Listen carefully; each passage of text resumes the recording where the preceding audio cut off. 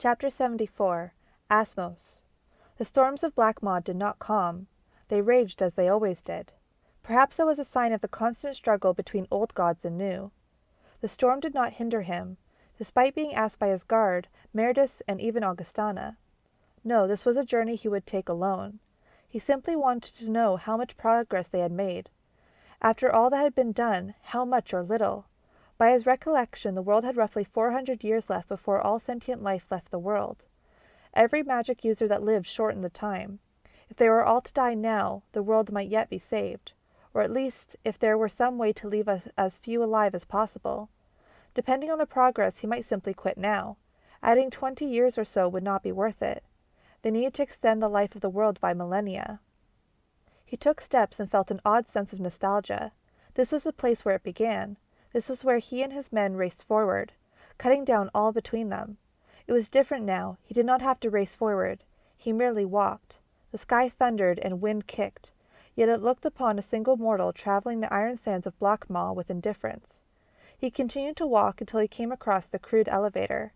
After examining the metal, he wondered if there would ever be a time he could simply tell the world the state of things. There might be such a time. It would only be possible when most of the work had already been done. He reasoned that a select few in the future would be told the state of the world, but only if their aid was absolutely necessary and they could be motivated by such a thing.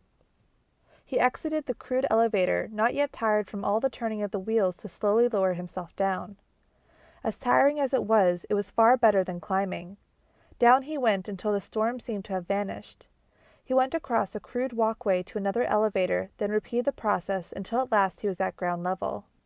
He walked through the darkness. He met with a small patrol who waited for his return. Things had improved for those who guarded this place. They had medicine now. They had a basic but effective magic to conjure water and food. By magical means they could even dispose or purify human waste. Even though the dark dust had been completely removed from this hallway, there were still ill signs. No plants could grow here, no animals lived here anymore, and no life of near any kind beyond his guards was here. It was inside this place full of black stalactites pockets where magic could be used relatively safely. Although the risk of the dark dust was always real, the men had regular checks and a quick way to return home using the observer. Sadly, the trip back wasn't so simple. The men at the door greeted him next. He was glad to see that they were still alive and well. He spoke to them, giving news of Xing. They were grateful for the small number of books he brought and papers full of news. There would not, nor would there ever be, any kind of transportation service here. But he considered some type of cart or something that protects a group of men from the storm in order to swap guards. No, he should think of that later. Something to bring them supplies was worth considering, though. He stepped up to the door, which was not open since he was last there. He put his hand on the panel, and it simply opened for him. Not completely, but to allow him or a small group entry. At his request to the observer, no one unauthorized was to enter. Even those that entered did not have permission to use the equipment in any way. There could always be security breaches, but interestingly enough, the observer had a wonderful set of defense mechanisms. It could teleport anyone out, willing or not. It could be used simply as a means for travel out of the facility if needed, but it would require the observer's help. The observer greeted him in a cheery, childlike voice. "Greeting, Designate. How might I be of assistance?" Designate? He hadn't been called that before. Why would I be called Designate? The observer clarified after a brief blink of thought. Your request to be made administrator of this facility has been approved. As such, you are currently the administrator designate. You will become administrator should you open your pending message. Would you like to access it? Not yet. He had business to look into first. Calculate an estimate of how long the world will last until all sentient life dies. How much magic did they save? How much time had they bought? Would it be some pitiful amount? Would it be something grand? He waited with bated breath, holding in his hand the witch goddess staff. The observer blinked a rather long time, taking long breaks between the flicks of light. With some time it finally gave him an answer. Your recent actions have extended the life of the world roughly 3,200 years. An exact amount cannot be calculated. Also, many magical reserves at this facility have been refilled. In total, the world will survive roughly 3,600 years. The death toll of the high number of witches and their goddess has been considered. Further, it is possible to extend an incalculable amount after receiving your message. It seems that access to information on how to drain corpses of magic has been granted. Further, how to disperse magic back into the world with minimal waste. Darius got a message? Whoever from? His eyes examined the platform and noted a little blank on one of the panels. He wasn't sure what it was, but it could wait. He simply looked at the blinking button as he asked, "Is it better for now to keep magic in containers?" The observer answered after a quick blink. "It will make very little difference now. However, it is a wise policy to have both magic in containers and flowing freely throughout the world. Should the designate wish, we can share information on how best to synthesize gems which could work best for storage on a small scale. This would be best paired with the ability to drain magic from other sources. This information can be given after you receive your message." Darius looked to the blinking button. He pressed the button and waited to see what would happen. The entire observatory began to glow. It began to whir and make work of all the gems to shine in one direction. Before Darius, an image began to appear of a face. It wasn't just an image. It managed to somehow project sound and even some elements of presence. The amount of power behind it was otherworldly. It was as if the very world itself was an insignificant nothing to whatever being awaited on the other end of the image. The face was that of an otherworldly being that left horror seared into mortal souls. His shape changed and shifted to that of a mortal. The power shrunk and the overwhelming presence weakened, until the image of an old man took the place of the monstrous otherworldly force-given being. He spoke with a calm but booming voice that thundered and echoed throughout the facility. It was as if hundreds of people were speaking in unison.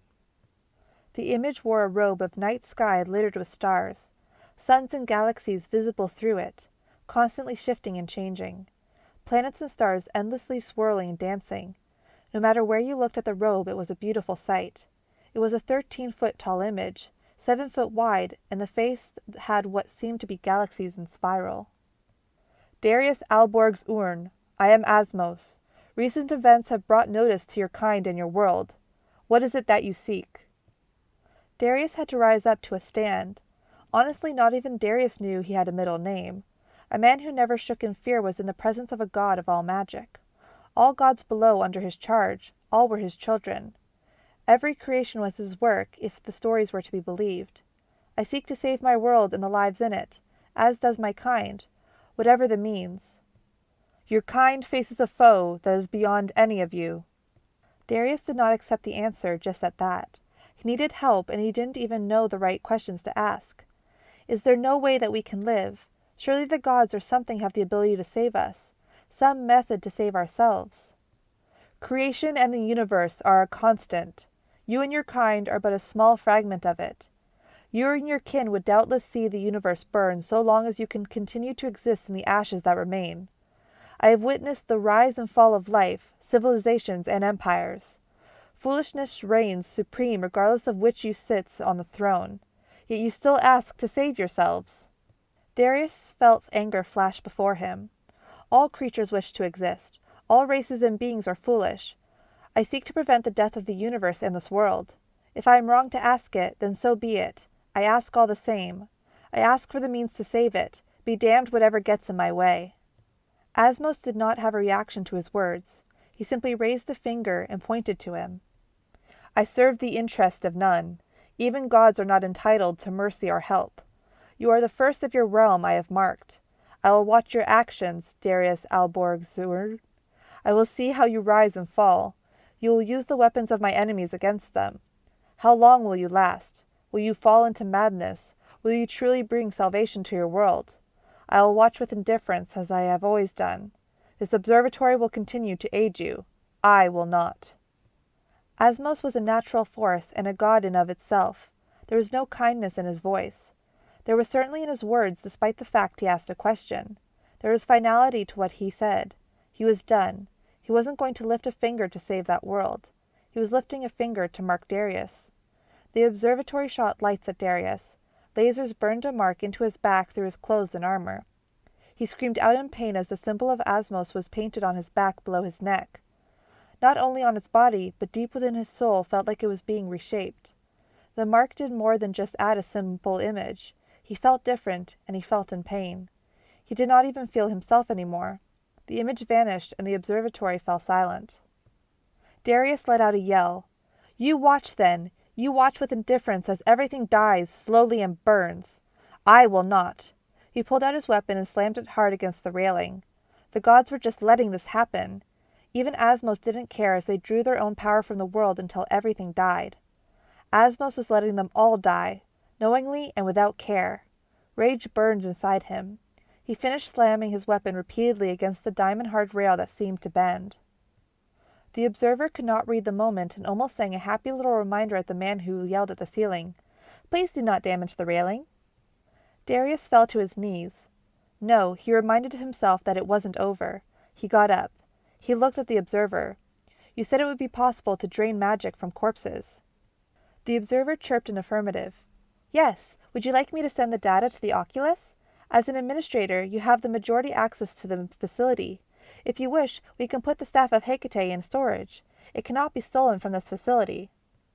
Darius slowly nodded, staring at the panel and an image of the world as a whole. He was not going to watch. He was going to use everything at his disposal to ensure this world lasted as long as it could. He would face all the races of the world. He would face the gods. He would even face Asmos if he had to. He was going to save it. A smile slid across his face. How much time would it add if every corpse of every sentient were drained as they died? The observer answered, "Incalculable. It would add as much as hundreds of thousands of years to the lifespan of your world. It is merely a question of how quickly such a project could be arranged." Darius needed to be sure. If the majority of dragons were removed, what difference would it make? He could see numbers on the screen. He could read and understand them now. All this information just made sense to him. If the majority of the elves were removed, how long would the world last? If the majority of dwarves? He stood there asking question after question, as the world continued to go on, unaware of plans being made in the name of saving the world from itself.